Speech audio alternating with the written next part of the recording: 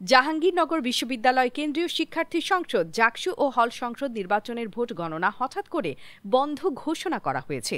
শুক্রবার বিকেলে নির্বাচন কমিশনের পক্ষ থেকে এই সিদ্ধান্ত জানানো হয়, যার পরপরই ক্যাম্পাসে উত্তেজনা ছড়িয়ে পড়ে।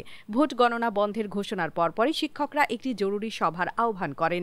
এ সময় ছাত্র শিবির সমর্থিত প্যানেল ও স্বতন্ত্র ভিপি প্রার্থীরা স্লোগান দিতে দিতে নির্বাচন কমিশনের কার্যালয়ে প্রবেশ করেন।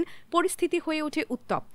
এর আগে বৃহস্পতিবার সকাল ৯টা থেকে বিকেল ৫টা পর্যন্ত বিশ্ববিদ্যালয়ের ২১টি আবাসিক হলে ভোট গ্রহণ অনুষ্ঠিত হয়। ভোট গ্রহণ শেষে ব্যালট বাক্সগুলো সিনেট ভবনে আনা হয় এবং রাত ১০টার কিছু পর শুরু হয় গণনা কার্যক্রম। তবে গণনা চলাকালেই হঠাৎ করে তা স্থগিত করা হয়, যা নিয়ে শিক্ষার্থী ও প্রার্থীদের মধ্যে অসন্তোষ দেখা দিয়েছে।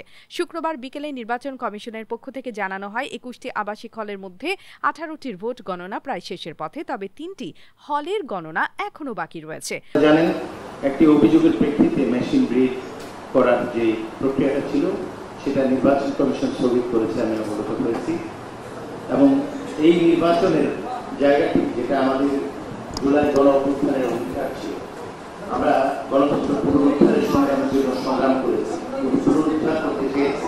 অন্যদিকে আমার বাংলাদেশ পার্টির সাধারণ সম্পাদক ব্যারিস্টার আসাদুজ্জামান ফুয়াদ মনে করেন, ডাকসু নির্বাচন আমাদের সামনে একটি নতুন নির্বাচনী ভাষ্য উপস্থাপন করেছে। এই নির্বাচনকে ইসলামপন্থীদের বিজয়, জামাত শিবিরের উত্থান কিংবা মৌলবাদী বা দক্ষিণপন্থীদের জয় হিসেবে ব্যাখ্যা করার প্রবণতা তরুণদের রাজনৈতিক মনোভাবকে ভুলভাবে বোঝার ফল। শুক্রবার ১২ সেপ্টেম্বর সকাল 11:30টায় বরিশাল প্রেস ক্লাবের হলরুমে আয়োজিত বরিশালের উন্নয়ন ও সমসাময়িক বিষয় নিয়ে এক প্রেস ব্রিফিংয়ে প্রধান অতিথির বক্তব্যে তিনি এসব কথা বলেন।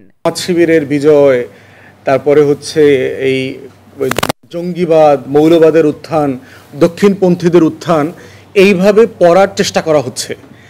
আমি মনে করি যে এই পড়ার গ্রামারটা হচ্ছে তরুণদেরকে না বুঝতে পারার সমস্যা হবে।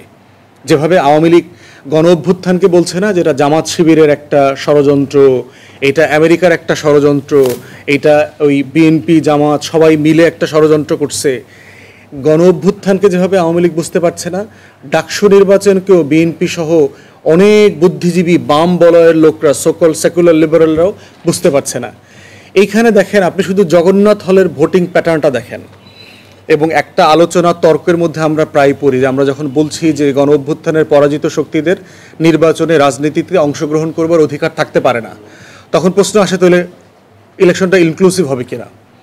ডাকসুতে জগন্নাথ হলের ছেলেরা ভোট দিছে কিনা? তাহলে জগন্নাথ হলের ভোটাররা আসলে লার্জলি কাদের ভোটার আমরা জানি? মোটা দাগে তারা তো আসলে আওয়ামী ঘরানার ভোটার, 80%, 90%। তাহলে সেখানে তো অলমোস্ট সবাই ভোট দিয়েছে। তাহলে নির্বাচন আওয়ামী লীগ ছাড়া, জাতীয় পার্টি ছাড়া ইনক্লুসিভ হবে না, এই বক্তব্য যারা বলছে, ডাকসু নির্বাচন সেটাকে অলরেডি ভুল প্রমাণিত করেছে।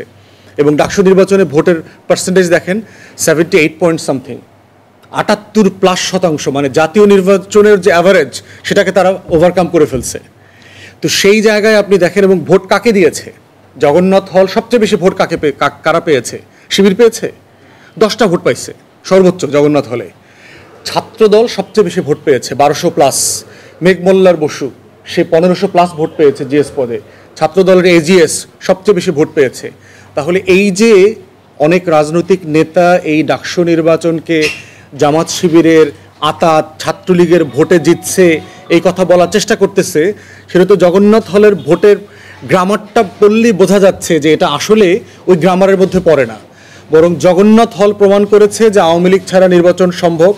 জগন্নাথ হল প্রমাণ করেছে আওয়ামী লীগ জাতীয় পার্টি ছাড়াও ইনক্লুসিভ নির্বাচন হতে পারে। জগন্নাথ হল প্রমাণ করেছে আওয়ামী লীগের বাইরে নির্বাচন দেওয়ার মতো দল, প্রার্থী এই দেশে এখনও আছে, এবং তারা জামাত শিবিরে ভোট দেবে না। অতএব এখানে অনেকগুলো অনুসিদ্ধান্ত জগন্নাথ হলকে দিয়ে আমরা পেয়ে গেছি। অতএব সেই জায়গাতে ছাত্রলীগের সাথে আতাত করে ভোট পেয়েছে জামাত শিবিরের প্যানেল, এইটা খুবই একটা রং রিডিং হবে। এবং এতে যেটা হবে, এই দলগুলো ছাত্র সমাজ থেকে আরও বেশি বিচ্ছিন্ন হয়ে যাবে।